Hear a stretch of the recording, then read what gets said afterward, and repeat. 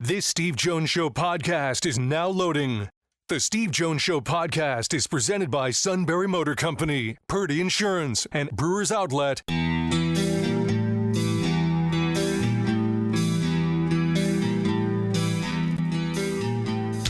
Bringing you an in-depth look at Penn State sports and more. This is the Steve Jones Show on News Radio 1070 WKOK. The Steve Jones Show is presented by Sunbury Motor Company, Purdy Insurance, and Brewers Outlet. Now from the Sunbury Motor Studio, here's Steve Jones. Great to have you with us on this Thursday. Mark Brennan in a few moments here. Gerry Dulac in the next half hour.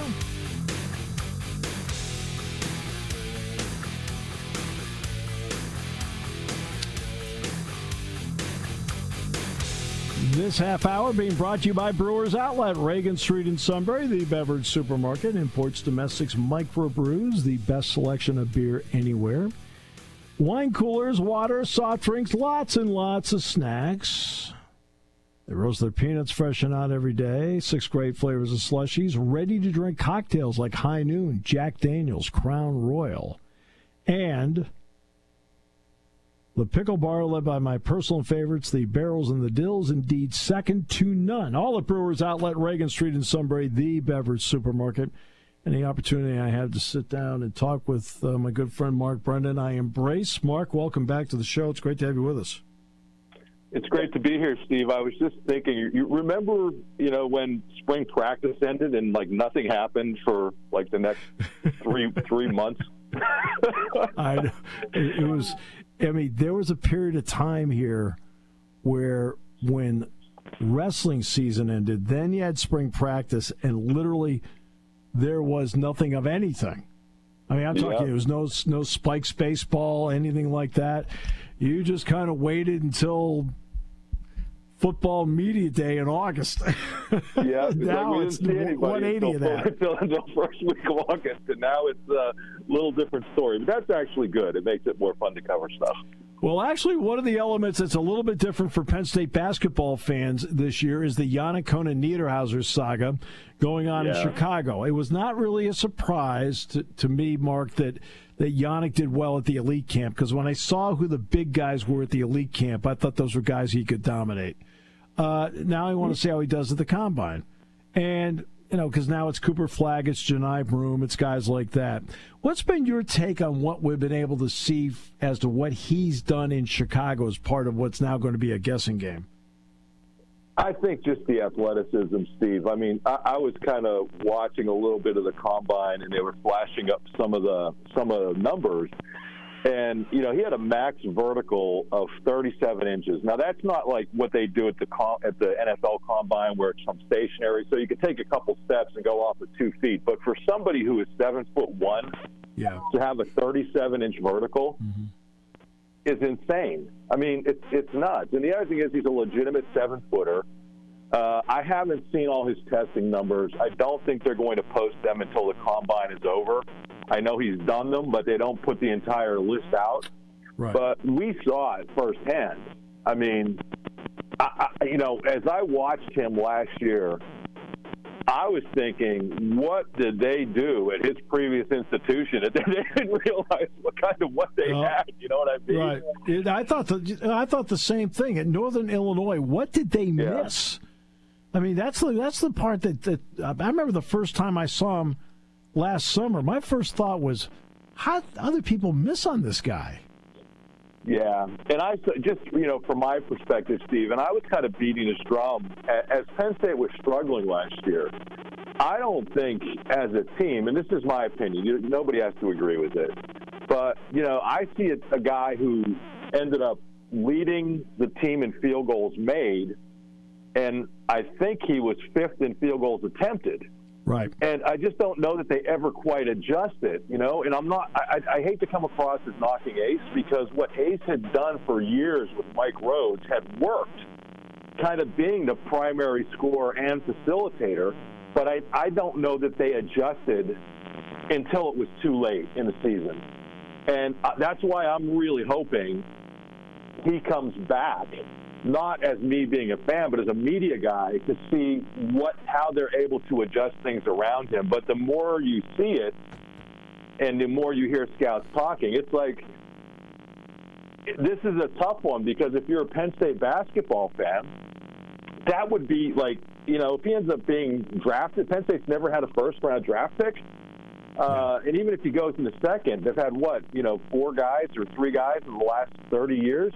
I mean, so even if that happens for them, that's a great reflection of the program. But he obviously would be a pretty key guy for them to have coming back next year. So pins and needles, I think May 28 is the date, but I would not be surprised if he makes up his mind a little bit sooner. But it's weird, because if you're a Penn State fan, are you rooting for him to do well at the Combine or not do well at the Combine? Then I think in their hearts most people are rooting for him to do well. Well, look, if you know him at all, you want him to do well, because I genuinely like the kid. I mean, yeah. So I want nothing but the best for him. If that's the best for him, great. To me, the gray area is going to be a second-round grade. And right. that becomes second-round grades mean that you're drafted, but it doesn't bring with it the bonuses, the guarantees of a first-round grade. And not only that, you might get more money coming back next year to play at Penn State than you would getting a second-round grade. Right. And the other thing, I checked it last year, and I forget who the players were, Steve, so forgive me. But I always do this with the NFL drafts, because you look at who the last player in the first round is and what they're projected to make, and then the first player in the second round. It's a significant difference, and you don't have that fifth-year team option. In the NBA, it's different. Just in looking at it, it was pretty structured what all the first-rounders got. But then in the second round, it was like all over the place. Like the guy who went second or third in the second round ended up making significantly more guaranteed. So I think it's just a matter of fit. It's a matter of, how highly were these guys regarded in college, that they're kind of known commodities. Some guys are known commodities. Some guys are kind of, gambles. They're risking on maybe somebody from overseas who they don't know a lot about but has a potential upside. So back to your point, yeah, it's a big difference if you're going to be a second-rounder. And I don't know, Steve, I've been watching college hoops for a long time. You've been covering it longer than me and seen more games than me in person. But I think he has the ability to be a first-round draft pick. I really do. And that's not hyperbole. That's like, when you see the skills that guy had, it was early in the season last year, and I forget which game, my memory's going in my old age, but he got the ball out past the elbow, and he made a move and drove to the hoop and dunked, and I'm like, I don't remember ever seeing a Penn State legitimate center doing that. Right. Now, they had guys who did it who were like in the 6'8", that range, but a 7-footer, a 6'11" guy, I'm like, this is some unbelievable footwork and skill. And then you look at what he can do on the defensive end.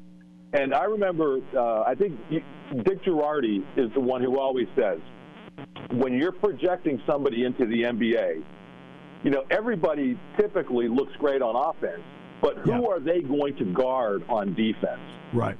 And that guy is going to be able to be, I'm not saying that Joker won't be able to push him around, but he pushes everybody around, right? Or Embiid, he pushes everybody around.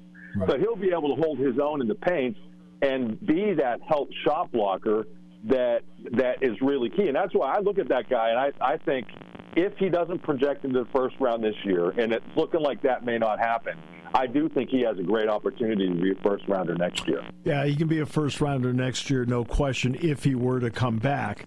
Right. Because that's the one area that this combine will show.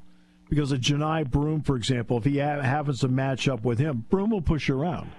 Okay, well, if he can withstand that, that's for him, this will be an opportunity to show he can push back, which would be big for him.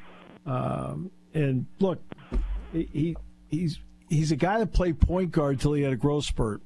That's the same story as Anthony Davis when he was in Chicago. Yeah. I'm not. Now the part that he's going to have to show is this. and I know it's something Joe Crispin wants him to do should he come back, but he needs to be more consistent of facing up and hitting that a college three-point shot. He only took 11 last year. He made 1. And I know he can hit the shot, but in competition, I think he's going to have to, like we talk about what he does around the basket. I think with his skills that you're talking about, Mark, I think he's going to have to show in this combine a consistency and the ability to hit that shot, because what makes Embiid only averages 3 attempts a game, but he makes 1, and that's enough to bring people out, and Giannis has to do that. Yeah, they had numbers for that, Steve, and I don't have it in front of me, but I think he was 13 of 30 on what they call the star drill. Now, that's not being guarded. That's going from 3-point to 3-point, kind of making a star going from spot to spot, which was middle of the pack. It wasn't bad, but it wasn't great. But he really struggled on the corner 3. I think he only made like 3 of 25. Right. And, that's not what you're typically asking your 7-footer to do. I mean, when you see Embiid, when he's shooting, and I'm not comparing Giannis to Embiid, don't get me wrong. Embiid's on the wing. Right. That's typically somebody who you're using for spacing. You bury them in that corner, and that's not a negative. That's actually become extremely valuable. Danny Green, guys who have really extended their careers. But the ability to go kind of around the perimeter, I think he showed all right in the unguarded drills. Now let's see. I saw the first box score. I think he was 3 of 4 from the field in the game yesterday. Don't know what those shots were. I mean, assuming they were pretty close. But I agree with you. I would have liked to see him at least try a few more last year, because you've seen him even more in practice than I have. Sure. He's got a good stroke. There's nothing awkward about his shot. It's a good shot. I think he just needs to do more of it. And if Joe Crispin's telling you to shoot, I think you probably should start shooting. Right. Well, that's what Joe told me. He says, look, it opens up the entire floor if we can get him to face up and take that kind of shot. Yeah. And, I mean, he told me that should he come back, that's one of the areas they're really going to work on, because he thinks that'll make him not only valuable to what Penn State's doing now, but it'll also increase his value at the next level. If he becomes a guy that can hit that kind of shot, look, you're talking about not just a first-round pick. He'd be a top 20 guy. Yeah.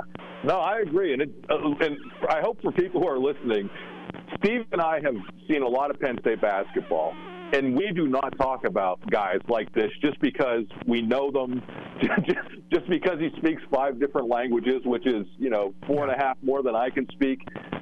I mean, you see things in him. I remember when I first saw him last summer, and, guys are listed at 7 foot all the time, Steve, right? Yeah. And what did we see with Ace Bailey? He was listed at 6'10", and he ends up being 6'7.5". This dude is 7 feet tall.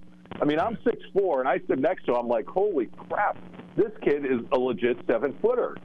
And that is not a common thing, to be that tall and have his sort of athleticism. That's what I'm saying. When you that 37-inch vertical isn't going to win you games. I mean, Joker probably has like a 20-inch vertical, but it just speaks to the athleticism. So I'm anxious to see the shuttle numbers and the other things he ran, because that's kind of elite stuff for somebody that big. Yeah, no question. Because that's you have to have the ability to, in the NBA, if you can bring more to the table. Now, there are some guys, like, I'll give you an example. I know he's been ill, so he hasn't helped a lot here. But Kristaps Porzingis changed the Celtics lineup because he was a big man that was a different kind of player. Yeah. The only thing I haven't liked about him, and maybe it's because he's ill, is that I think he goes too far to what you're saying. I think he lives outside of the paint offensively, or outside of the 3-point line offensively. I'm like watching games, saying, "What is this guy doing? Get inside a little bit." Right. Sometimes I go that way with Embiid as well, but that's maybe because I'm just a traditionalist. Okay, so if the football team goes through this area, when it gets to the additional portals, they get a wide receiver, Pena, and they got Campbell, a linebacker from North Carolina. Penn State's very selective with the portal. Initially, how do you feel they did through this wave here? I think it was terrific, and it's not just me. I mean, I think I don't think I know. After seeing what Penn State was able to add, 24/7 Sports is putting them as the number one team in the nation coming out of the spring transfer window. To me, you look at a guy like Pena, and you add him with Hudson and Ross, Steve, the two guys they brought in mid-year, and all three of them, a level of consistency that Penn State has not had. I mean, you probably know this, and I dug this up for a series we did heading into spring, but Ross last year did something that no Penn State receiver has done since 2022, and that was catch a pass in every single game he played. Right. So Penn State's had good receivers, but they've just not been consistent. And you look at what Ross has done, you look at what Hudson's done, and then you bring in Pena, a guy who had almost 1,000 receiving yards last year, and that was a glaring need, and I think they met it and then some.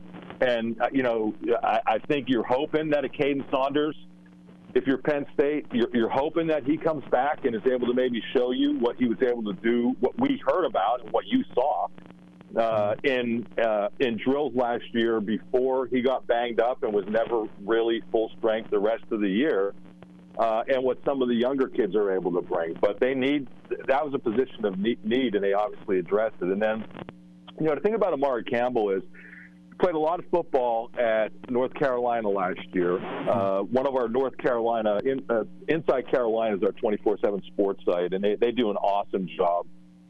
And what one of their analysts said is, he's 6'1", and a bit sawed off. He's not, but he's a legitimate 230 pounds. Yeah. And I'm thinking, geez, that kind of reminds me of Mike. Why am I forgetting his last name? Holt. And a Mike linebacker. He wore the green dot on his helmet last year, so the plays went through him.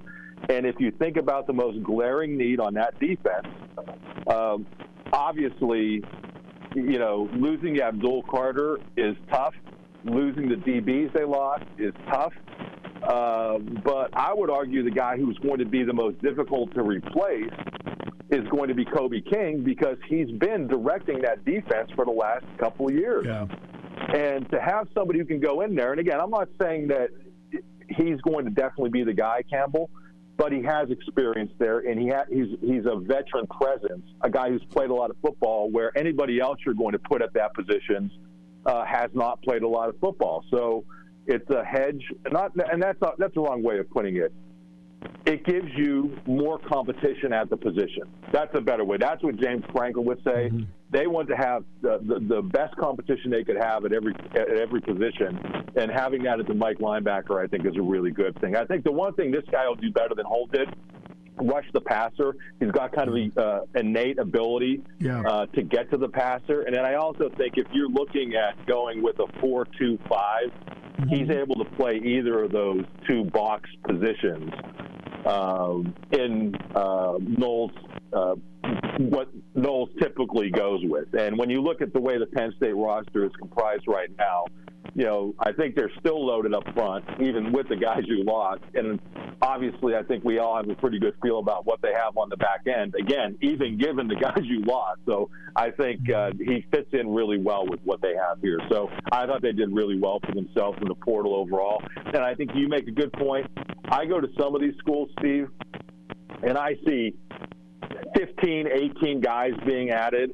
Yep. And, I see Penn State guys going to some other places that have just added tons of people, and I just wonder, are they bringing you in for a tryout?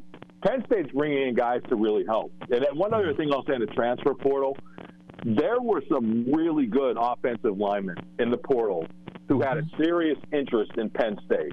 Yep. And Penn State only brought one guy in, the kid from Texas A&M, T.J. Shanahan. They got him relatively early. But what a difference for Penn State from when James Franklin first arrived. And they had to move Derek Dowry and Brian Gaia from the defensive line to offensive line. Now, and again, even with guys you're losing to the NFL, they're running too deep at nearly every position, even with losing a guy like J.B. Nelson. So they were so deep there that very talented players wanted to come as offensive linemen, and there just wasn't room. And why do I mention that? That's the sign of a really good program.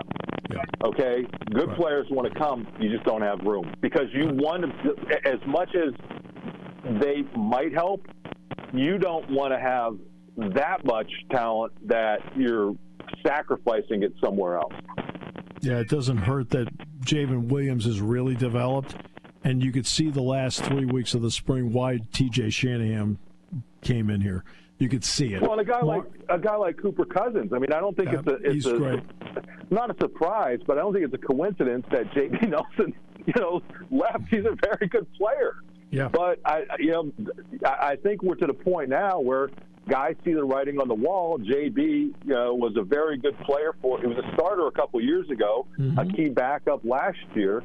But, he's into his last year. He wants to be a starter. And I think people are looking at Cooper Cousins and saying, wow, I mean, that's going to be a pretty tall order for somebody to root him out of there. And you're talking about a true sophomore. I mean, Steve, we've been around this game long enough, and I know I keep saying that offensive line is much different than other positions. To come in and make an impact as a freshman and true sophomore, that is special, and that speaks to how good Cooper Cousins is. Mark, always a pleasure. Thanks so much for the time. I really appreciate it. Absolutely. I'll see you at Coaches versus Cancer in a few weeks, Steve. Thank you. Thanks. Mark Brennan, 247 Sports. And half hour brought to you by Brewers Outlet, Reagan Street in Sunbury, the beverage supermarket on News Radio 1070 WKOK.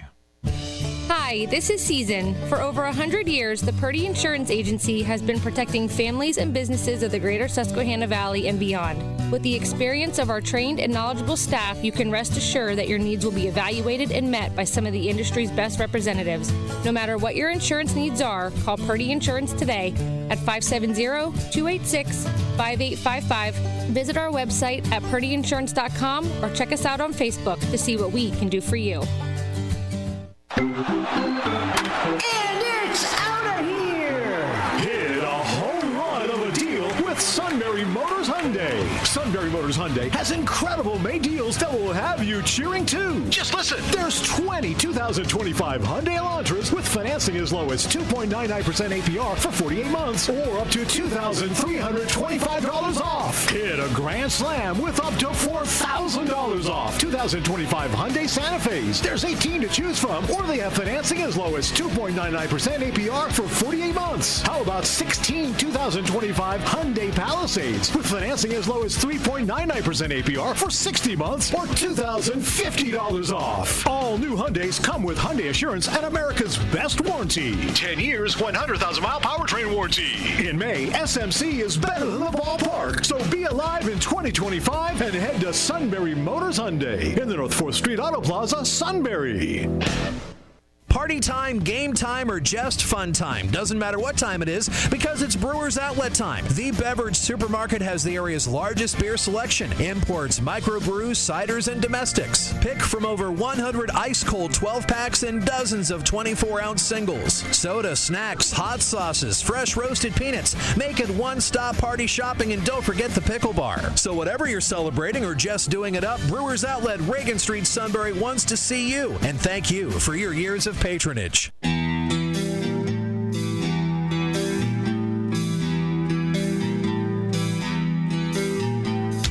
Bringing you an in-depth look at Penn State sports and more. This is the Steve Jones Show on News Radio 1070 WKOK. The Steve Jones Show is presented by Brewers Outlet, Sunbury Motor Company, and Purdy Insurance.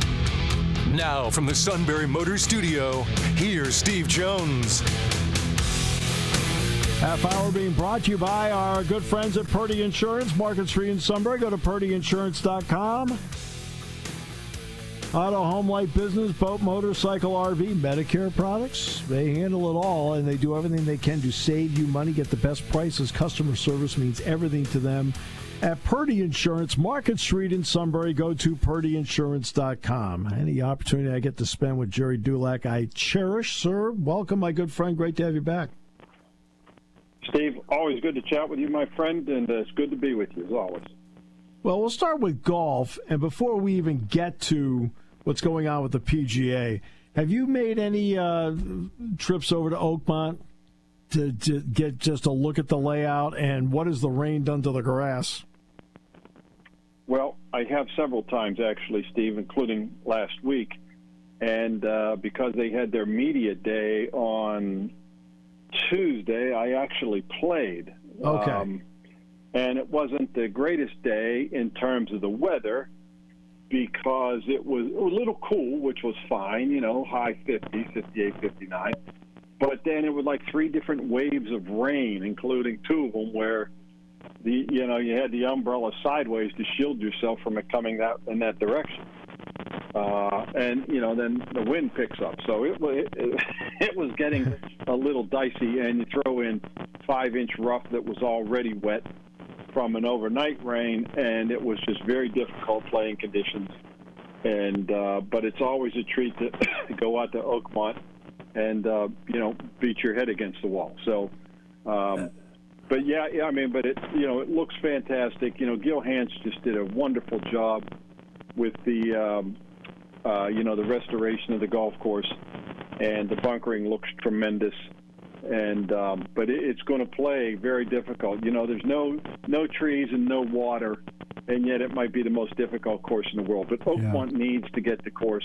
I mean, they need to have the course play firm and fast for the true Oakmont flavor, because if it's firm and fast, Steve, I will tell you, nobody will break par. I don't care how good those guys are. If somebody's under par, they'll win by 4 shots. Right, they'll win by a margin if anybody's under par on that course. Just to let everybody know how good a pro is, you, of course, went out and played 1. Now, what do the pros want to do on 1? They want to go past the hole and then bring it back because it's an easier shot. I'm sorry, Gerry. That's not – I can't think that way. Yeah, and it's the same way at 10, especially depending on where the pin is. If they put the pin up front on 10, you can forget it, because the best you're going to have is either something from off the green, which has the possibility of continuing to run through, or something that's just going all the way through the back, and then you have a 50-footer coming back up the slope. One of the, in fact, the most dramatic change at Oakmont was Gil Hanse took the ditch, these grassy ditches that run, I think, on like 15 or 16 of the holes that people don't. They're not known for that. People don't think about those ditches, but they're out there.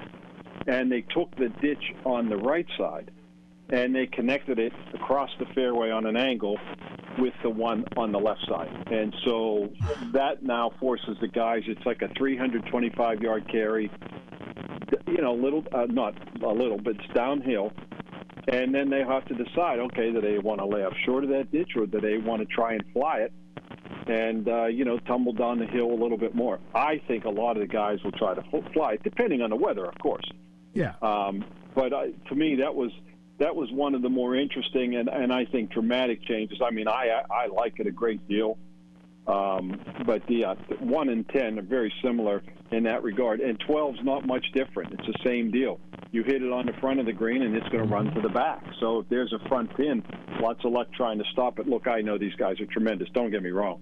They will find out ways to do it. But the cumulative effect of all that is just what makes it so difficult. And I could go through just about every hole and tell you where the hazards and perils are. Even number 3 which is what Tiger found out in 2007. Yeah. The 3rd hole is where he basically lost it, making double bogey, trying to go right at a pin on the shelf, and he did. But he didn't go at it enough and spin it because it's too firm, and boop, went to the back and all the way off the green, and he made 6. And so it's just a bunch of little things like that make Oakmont just so treacherously difficult. See, that's one of the differences between a Quail Hollow and an Oakmont. And that's this. There are a few, not many, but a few birdie holes on Quail Hollow, with 16 being the one that kills everybody. Everybody's going to get bogey or double there. But there are birdie holes. There are no birdie holes, in my opinion, on Oakmont. Yeah, there really aren't many. 14 is a birdie possibility. Yeah. The par threes are just very difficult. Even I say shortish ones like the one at number 6, but number 8's going to play 300 yards, and 16 is playing 245, and they've changed the kind of the green a little bit with a bunker on the left, a long snake bunker that they call the coffin bunker. In 17, I mean, go ahead, try and drive it, but it cost Uric and Tiger the Open in 2007 by doing just that. Yep. And there's some short holes out there. Guys will hit wedges into a lot of holes, but it doesn't matter what they're hitting into a lot of the holes. It's how well they're navigating what they hit into those holes and where they place the ball, Now this, McIlroy did not get off to a good start. Scheffler did just fine. One thing we always talk about the ability of a course to fit a swing or a player's eye. Guys like Scheffler, McIlroy, maybe even Spieth, do most courses fit their eye? Well, I think players like that, I don't want to say they make it fit their eye. They're just so good and so supremely confident in their shot-making ability that if they have to work it both ways, they'll work it both ways. They're not one-dimensional players, by any stretch. So, McIlroy ideally wants to play, with his tee ball. He wants to play a slight draw. Scheffler wants to play, a slight fade. Spieth typically likes to draw the ball as well, sometimes with some big swingers. But I think Quail Hollow sets up better for Scheffler than probably the other players. Now, what he did today, he eagled, I think, 5 and doubled 6.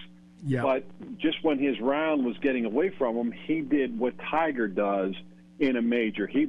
Tiger would bring 2 or 3 over back to 1 or even par, or he would bring 2 over back to 1 under par, and that's what Scheffler did. He birdied 2 of the last 3 holes, and there he is at -2. And I don't care if the lead was 7, but it'd be fine. Ryan Gerard bogeyed the last 2 holes, and he's at 5 under. But Thursday, Steve, nobody wins the golf tournament on Thursday. But some guys can lose it if they shoot themselves out with a big number, because then it gets difficult on Friday, to try to make the cut. So, where Scheffler is, look out. He's just right in striking distance. I don't care what the final score ends up today. What's your read on Justin Thomas? There have been good moments, and there have been confusing moments. What's your read on him? Yeah, I think he's going to win the tournament. He's my pick to win. He's trending in the right direction. Having won a couple weeks ago, and then even last week, finishing second, and he's won there before. I think, and he's won the PGA twice. I just think he's a good bet. I think Scottie Scheffler is going to be tough to beat after Rory won the Masters. But Justin Thomas is my pre-tournament pick. But again, Scottie Scheffler will be tough. I know that's not going out on a limb, but I think after not winning the Masters, just kind of hanging around basically, I think he comes in here to a course that fits his eye, to use your to refer to your question earlier, and I think he's going to be tough to beat as well. But Justin Thomas is my pick. All right, I've got to throw some Steelers stuff in here at you. How intriguing was it that the opening game was the Jets? Very, and I think what it points up is that the league is more than intrigued about the possibility of Aaron Rodgers signing. I think, they're kind of somewhat counting on it. And I will tell you, Steve, people want to know, why is it taking so long? What's going on? Does he not want to come?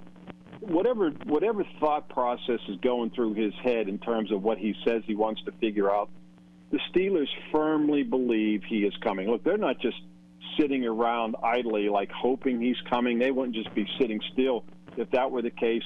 They firmly believe he will be their starting quarterback for the season opener. And so, and I think the league, anticipating that, set up that game. Of course, it's also a reunion with Justin Fields. The Jets signed him. And then putting Green Bay in primetime, the Steeler game here against Green Bay. Now, granted, you're talking two storied franchises, so that alone would make it an intriguing primetime matchup.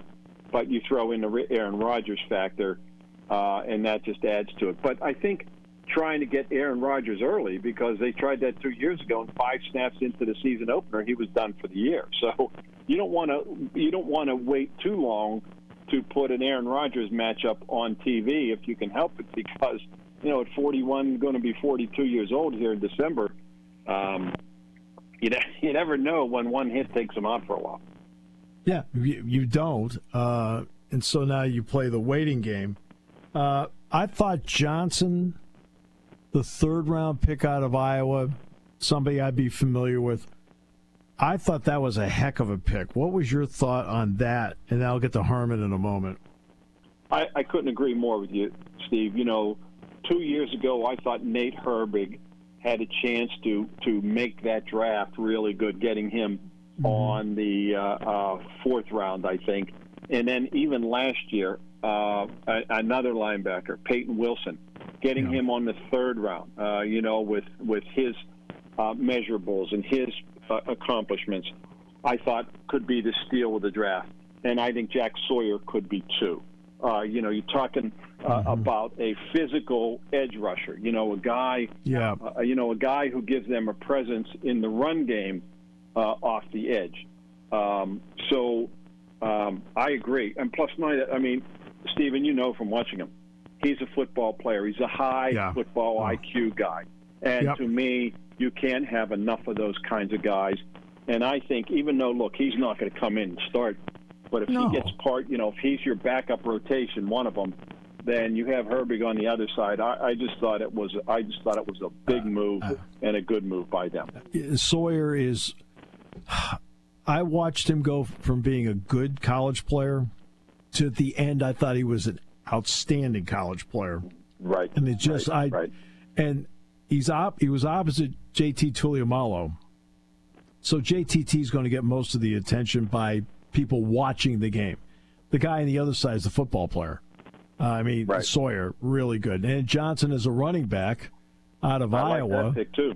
That pick was, I think, a fabulous pick by them, because I think it balances off Warren, and this guy will get tough yards. He's not going to be a speedster, but he'll run hard. Yeah. And he's a guy who has good vision, and seems to pick his holes. And, they kind of, were looking for that. And I think it's only a short amount of time. Like Jalen Warren's a nice complimentary back, but he's not your feature back.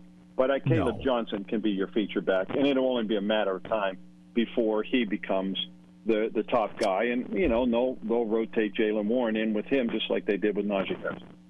As you said, they were going to trade Pickens. Well, they did. They dealt him to Dallas. And we'll have to see what kind of value they get out of the draft picks. What does that do not only on the field, but what does that actually do to the locker room that he's not there any longer? Well, I will tell you that was the reason they made the move, Steve. From Mike Tomlin right down to the players, they just didn't want to deal with his shenanigans anymore. And, whatever issues that you might have read about, times it by about 10. And, his team violations and fines, they just started adding up like gas at a fuel pump. And so, they got a good offer, and, they made the move. They were never going to give him a second contract, and it was either going to be start the season with him and see where you're going and then make a move. I don't think they ever just were going to let him walk, because they knew he was one of their few marketable players. And so when Dallas came a knocking, they made the deal. And, on the field, at least X's and O's wise, it hurts them from this regard, because, when you trade for DK Metcalf, now you have a double-barreled receiving duo with those two. And so, but now you're almost back to where you were before the trade for Metcalf, which is you have one receiver and hoping some other guys step up, including Roman Wilson. That being said, DK Metcalf is a more productive, more accomplished receiver and proven receiver than George Pickens. So, when you're looking at it straight up, they're ahead of the game with DK Metcalf over George Pickens. All right, so now later on, Will Howard was picked. So we're back to the quarterback part again. Are you always interested as to how the fans react when any quarterback is picked and don't really seem to know a lot about the guy? Absolutely, because that's the nature of the fan beast. And, a lot of people think, Will Howard's coming in, and, okay, let's just play Mason Rudolph and let's try to develop Will Howard, and he'll be our franchise quarterback. Well, they're not bringing him in to be their franchise quarterback. They're bringing him in because they like him. They feel he could be develop into a solid backup. And then, of course, you never know what can happen. But they didn't draft him with the idea of you never know what can happen. But they liked him. They had a high good. They had like a third or fourth round grade on him. I think as high as a third. Yeah. And so he actually went around later than I thought. But I think the idea, which I fully agree with, of getting another defensive lineman, especially a big guy for the middle, like Y.A. Black. I get that, and I in retrospect, I thought it was a very smart move because you don't really need a young quarterback unless you're drafting one on the first round. But I like that pick too, and I think he's a kid who can be, a nice solid backup, and who knows, maybe give you some amount of hope if that's going to be the case. Yeah, well, that's exactly right. Because the reason he's got a third-round grade, you can talk measurables all you want, but one of the things is that he had the ability at both Kansas State and at Ohio State to make some plays. But he also had the ability to make mistakes. I mean, the Penn State game was a good example. As you know, Jerry, in watching the game, he threw a pick six, and he's the guy that fumbled the ball at the 1 yard line. Right, and lost the ball. I mean, but then he's also the same guy that threw the touchdown pass to Igbuka. So I mean, he's a pendulum guy, one way or the other during the course of a game. Mm-hmm. Yeah, you mentioned Igbuka. That's a guy they really like too, and it's a guy I really like. He would be a perfect fit. He's a perfect number two. But yeah. So and what they liked about Will Howard too was his production. At the biggest time on the biggest stage, the playoffs, and I think all those guys that they drafted, every one of them, except you go down to the cornerback on the last round. Okay, you're talking about a guy who runs a 4.38, but otherwise, all the players they picked were productive players. And you look at like a Sawyer, and you look at a Will Howard, they were productive football players at the highest level, and there was a big focus on that as well, and so. All in all, I thought their draft was very good. And, of course, they had to take a defensive lineman. They had three in their crosshairs. If it really came down to push came to shove, it was going to be, either Kenneth Grant or Harmon. Right. And, Grant was gone. They liked Walter Nolan, too. But of the three, I believe they probably had him third. But they would have picked him. If the other two were gone, but Harmon was there, and they were absolutely thrilled. He's a guy who can play a little inside, a little out. He reminds them most of Cam Hayward, and that was a move they absolutely had to make, and they were able to do it. My friend, I will see you next month. I'm looking forward to it. I can't wait, Steve. And Best, real quick question: are they planning on that whatever side of the stadium, west side of it, on being done for the season, or no? It'll all be temporary seating on that side. It'll be done in time for the season, and believe it or not, the place may actually have a few more people in it. How about that? So, there'll be a press box and suites and everything in time for the season. It'll be done. Press box, well, nope. The press box will be on the east side. That'll be permanent. A temporary broadcast location will be on the west side for Jack and myself. And they're going to put up bleachers temporarily as they then build the structure around it. I got you. I see. Okay. I was asked that question last night, and I said, I don't know the timetable. I just know what I see and can't imagine it to be ready in time for the season. Yeah, but the temporary part will be ready for the season. 2027 will be fully done. There's your answer. I got you. Well, Steve, always good chatting with you, my friend. Stay Thank you, my I'll friend. See you next month. You got it. The great Gerry Dulac. Half hour brought to you by Sunbury Motors, 4th Street in Sunbury. Sunbury Motors, Kia, routes 11 and 15 in Hummel's Wharf. You're News listening Radio to 1070 News Radio 1070 WKOK. Party time, game time, or just fun time. Doesn't matter what time it is because it's Brewers Outlet time. The Beverage Supermarket has the area's largest beer selection. Imports, microbrews, ciders, and domestics. Pick from over 100 ice-cold 12-packs and dozens of 24-ounce singles. Soda, snacks, hot sauces, fresh roasted peanuts. Make it one-stop party shopping, and don't forget the pickle bar. So whatever you're celebrating or just doing it up, Brewers Outlet, Reagan Street, Sunbury wants to see you. And thank you for your years of patronage. May means warmer weather, the official start of the summer season, and the month that we want to see you in a Kia more than ever from Sunbury Motors Kia. Wanna see you in a Kia. Sunbury Motors Kia. Hurry into Sunbury Motors Kia now and choose from 130 new Kias available. Looking for an all-wheel drive SUV with plenty of cargo and legroom? Sunbury Motors Kia has 48 Kia Sportages to choose from, and they start just under 31 grand. There's 29 2025 models and 12 2026 models on their way. Plus, SMC has 7 2025 hybrid Kia Sportage models. And be sure to check out the full Kia lineup, too. Every new Kia comes with a 10-year, 100,000-mile powertrain warranty. Be alive in 2025 and make May the month that we see you in a Kia from Sunbury Motors Kia on the Strip in Hummel's Wharf. Warranty is a limited powertrain warranty. For details, see retailer or go to kia.com.